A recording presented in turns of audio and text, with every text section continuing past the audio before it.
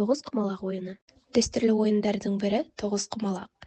Ол зерделілікті, ақыл-ой мен логиканы дамытады.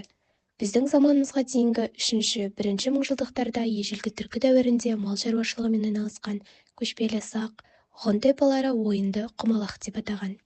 Қазақ хандығы дәуірінде хандар мен билер, жыраулар мен шешендер арасында тоғыз құмалақ ақыл-ой мен тапқырлықты сынау үшін ойналған.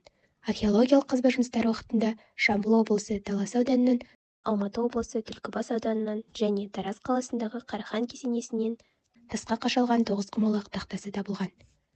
Сонымен қатар Шығыс Қазақстан облысында атақты Абай Құнанбайұлының Жетелі бөрілі мемлекеттік тарихи-мәдени мұражайында жеке ойнаған тоғыз құмалағы сақтаулы тұр. Тоғыз құмалақтың даму тарихында 2006 жылы алғаш рет өткен Лондонда әлемдік зияткерлік ойындар олимпиадасының бағдарламасына, кейін 2008 және 2009 жылдары Чехияда өткен дүниежүзілік зияткерлік ойындар олимпиадасының бағдарламасына енді. 2008 жылы Орал қаласында өткен Қазақстан Республикасының президентінің жүлдесі үшін жарыста халықаралық тоғыз құмалақ федерациясы құрылды. Оған Қазақстан, Қырғызстан, Өзбекстан, Моңғолия, Ресей Федерациясы және Қытай елдері мүше болды. Сол жылдың наурыз айынан бастап Қазақстан Республикасы тоғыз құмалақ қауымдастығының ресми сайты жұмыс жасай бастады.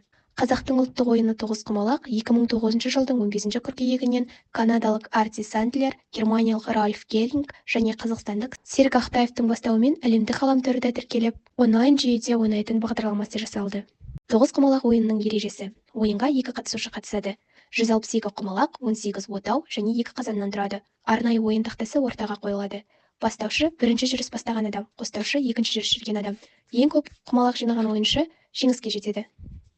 Мектеп оқушыларының IQ-ын дамыту мақсатында Білім министрлігі ойынды үйірме ретінде енгізді.